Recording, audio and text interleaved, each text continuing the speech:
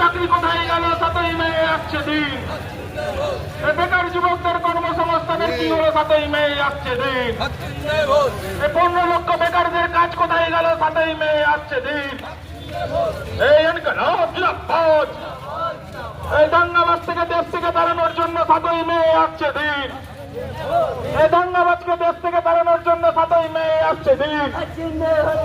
তাই তো বলি পাড়াই পাড়াই বলছে এইদিকে